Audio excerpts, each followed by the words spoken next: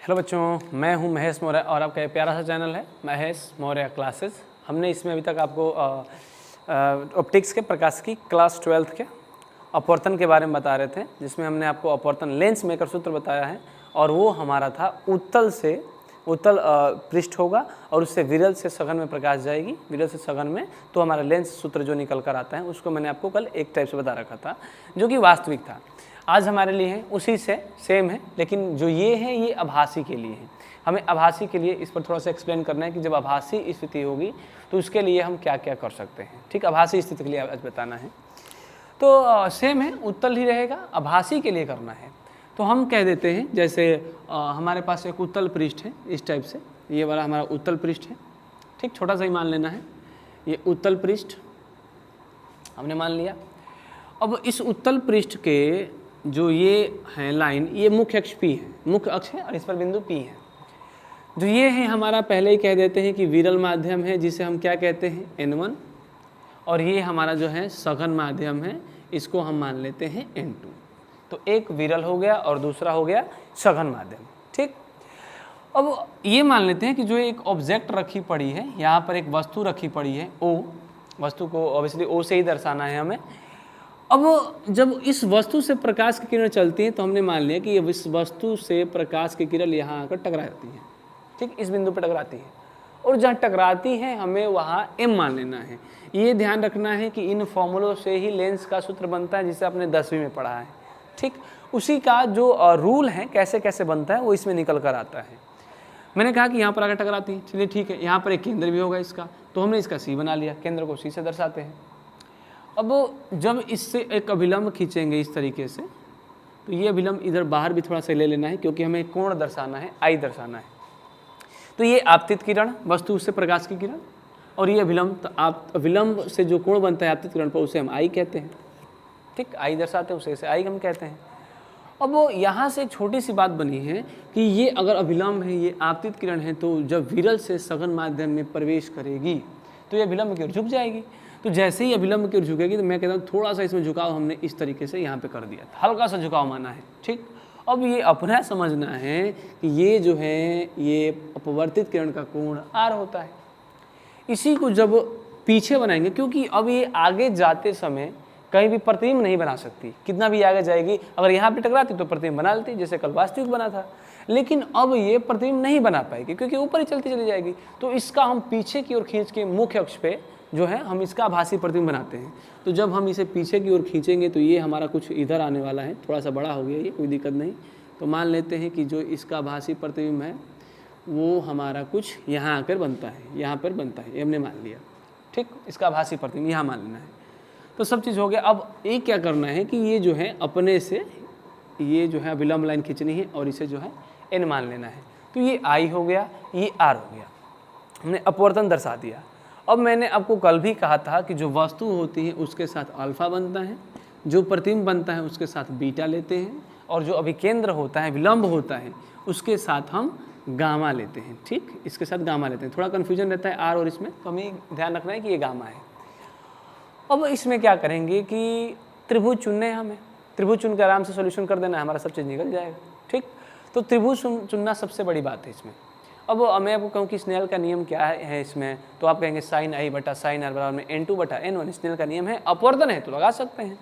तो हम कहेंगे कि स्नेल के नियम से, स्नेल के नियम से, स्नेल के नियम से sin I, इसको थोड़ा सा ऊपर लिख देते हैं, बटा sin R बराबर में N2 बटा N1, ये स्नेल का नियम का फॉर्मूला है। लेकिन जो अपवर्तन से ये कोण बनते हैं बहुत ही ज़्यादा छोटे होते हैं। तो जब बहुत ही ज़्यादा छोटे होंगे तो हम कह सकते हैं कि यदि कोण छोटे होंगे,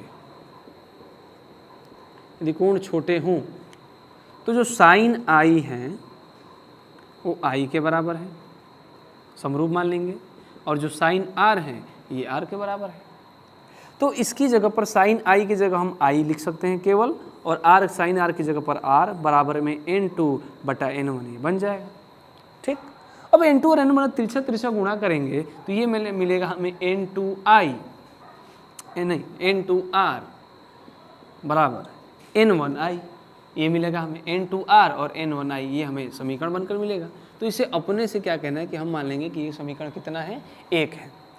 अब ये जब समीकरण मिलने के बाद हम ये लगा कि N2 और N1 का मान तो हमें दिया जाएगा, क्योंकि ये अपवर्तन की प्रक्रिया है, तो एक वायु रहेगा और एक कांच रहेगा, ये स्लैब रहेगा, तो उसका हमें ये मिल जाएगा N2 और N1 का मान।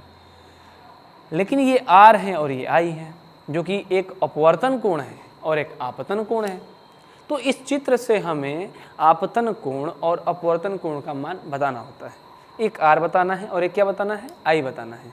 तो जैसे R और I बताना है, तो इसको थोड़ा सा मिटो देता हूँ मैं, ठीक है, ये वाला हिस्सा मिटो देता हूँ, इसका कोई काम नहीं है, इसका काम था हमें। तो हम कहेंगे जैसे एक हमें R बताना है, एक I बताना है, तब आपको उसमें से एंगल चुनने हैं कि किससे हमारा I निकलेगा और किससे हमारा R निकलेगा। तो ये देखेंगे R, तो R के लिए जब त्रिभुज देखते हैं तो ये त्रिभुज R के लिए जो है यहाँ से ये ध्यान देना, ये और ये R बनाए ये, तो ये जो त्रिभुज है यहाँ से यहाँ तक, ऐसे यहाँ तक ये, और इस पर हमने आगे खींचा तो ये हमें R दिख रहा है। तो हम कहेंगे एक हमारे पास ऐसा त्रिभुज है जो कि आगे जो है, जैसे त्रिभुज ये वाला I था, ये M, ये I और C, ठीक। तो ट्राइंगल MIC से अगर देखा जाए तो एक डॉटेड लाइन जा रही है इस तरीके से, इस पर ये एक कट किया गया है C पर, और ये हमारा I है, ये वाला I डॉटेड लाइन, और ये जो है ये अभिलंब C, और ये जो है अभिलंब के साथ जो कोण बना ये R, ठीक। इसको हमने M कहा है, ये I है, I के साथ कोण क्या है, बीटा। तो ये हमारा रहा बीटा, ये रहा गामा। और मैंने कल आपको कहा था कि त्रिभुज का ये प्रमेय है कि आंतरिक दो कोणों का योग तीसरे के बाह्य कोण के बराबर होता है, ठीक। तो जो R का मान है, R का ये बीटा प्लस गामा निकल के आया, ये हमें R का वैल्यू मिल गया, ठीक। R का मान निकाल लिया हमने, एक बचा I। अब I के लिए देखेंगे कि I कहाँ पर बाहर हो रहा है। तो जब हम इनको देखेंगे, इस वाले हिस्सों के, ये वाला हिस्सा, ये इतना, ठीक, तो ये I रहा, यानी कि I के लिए ये त्रिभुज काम आने वाला है। तो ट्राइंगल MOC में बनाकर देख लेते हैं क्या है। तो ट्राइंगल कुछ इस प्रकार से है, ये हमारा O है, ये C है और ये M है। तो ये वाला जो है गामा, ये जो है ये I, और ये जो है ये अल्फा है, सेम वही है।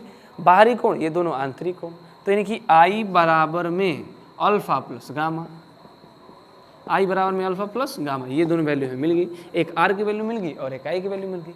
अब R और I की वैल्यू समीकरण नंबर हमें 1 में रख देना है और रखकर हमें सोल्यूशन करना है, ठीक। तो मैंने कहा इन सब का अब कोई काम नहीं है, इसको हटा देते हैं। जो यहाँ पर रखना वही ध्यान देना है कि एक आया था N2I और साइन I बटा साइन R, N2R था, सॉरी N2R N1I, क्योंकि था हमारा I बटा R और N2 बटा N1, तो N1I और N2R ये हमारा था, ठीक। ये समीकरण 1 था। तो हम कहेंगे I और R का मान समीकरण 1 में रखने पर, ठीक, I और R का मान समीकरण 1 में रखने पर, ठीक।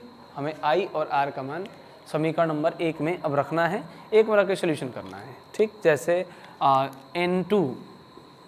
N2R, R का वैल्यू ये रहा बीटा प्लस गामा, तो बीटा प्लस गामा, ठीक, बराबर I वाला वैल्यू तो N1I, I का मान है अल्फा प्लस गामा, ठीक। दोनों हमने लिख लिया, ठीक। तो इसको थोड़ा सा हटा देते हैं, आप साथ साथ लिखते चलेंगे तो अच्छा रहेगा, ठीक।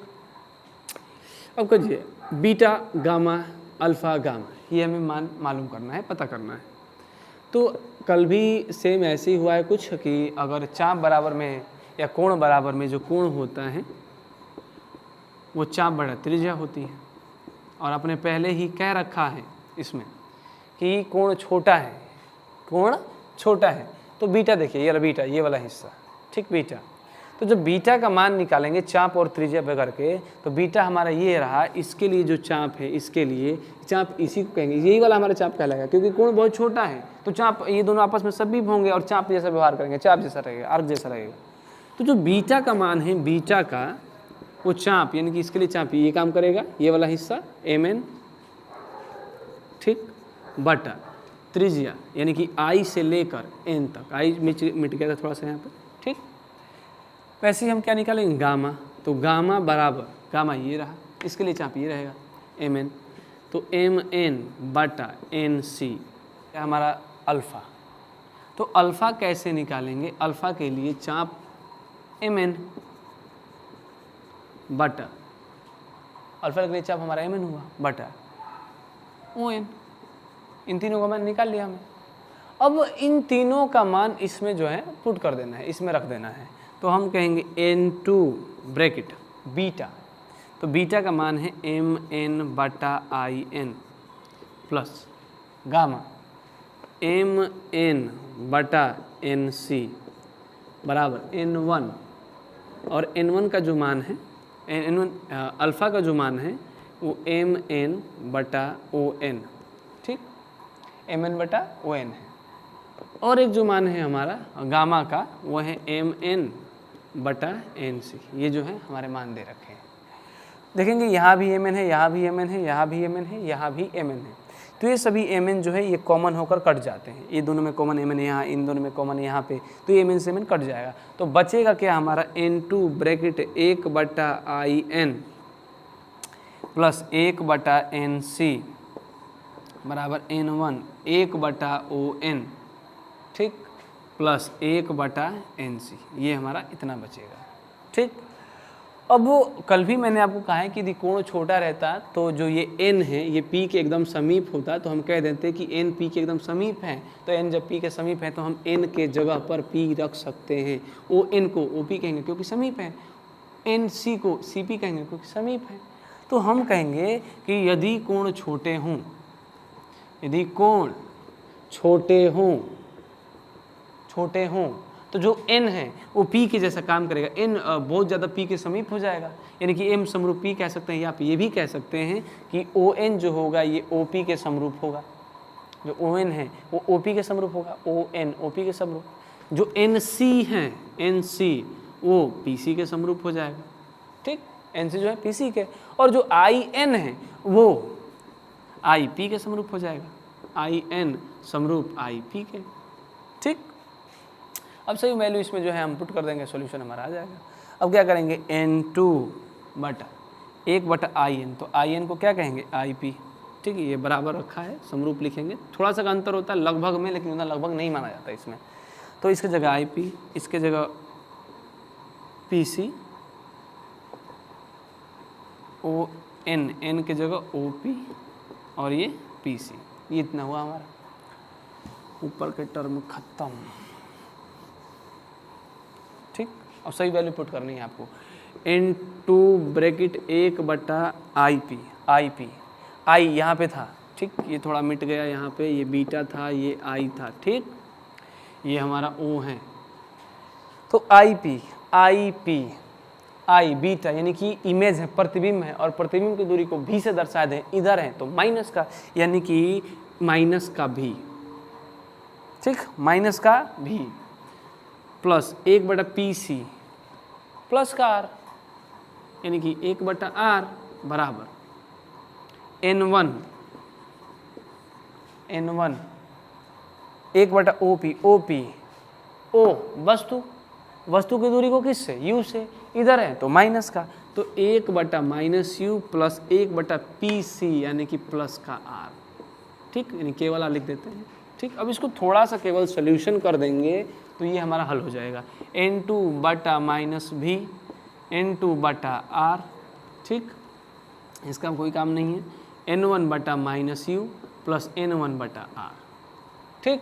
अब क्या कहेंगे कि r को एक तरफ रखना है और u n और v को एक तरफ रखना है, तो हम कहते हैं n2 को यहीं पर रहने देते हैं, ये वाला लेके इधर चले आते हैं, तो ये n1 बटा r हो जाएगा, और ये n1 minus minus u minus का है ये वाला हिस्सा, तो इधर आकर प्लस का, यानी कि n2 बाई v। तो जिस प्रकार से जो फॉर्मूला हमें कल निकल कर मिला वही फॉर्मूला आज भी निकल कर मिला है, ठीक। तो ये दोनों जो फॉर्मूले हैं एक दूसरे के बराबर ही आते हैं, क्योंकि दोनों ही विरल से सघन थे। चेंज कब होगा, जब सघन से विरल में जाएंगे तो हमारा जो फॉर्मूला बनना है वो चेंज हो जाता है, ठीक। तो आपको ये इसमें हर एक पॉइंट ध्यान से देखना है, अगर एक बार में ना समझ में आए तो 2 बार इससे देखें, लेकिन इसे समझ जाएं हर पॉइंट के बारे में। अगर आपको ये वीडियो अच्छा लगा हो तो लाइक कीजिए, सब्सक्राइब कीजिए, शेयर कीजिए, ताकि इसी तरह की वीडियो हम आपको लगातार प्रोवाइड करते रहें।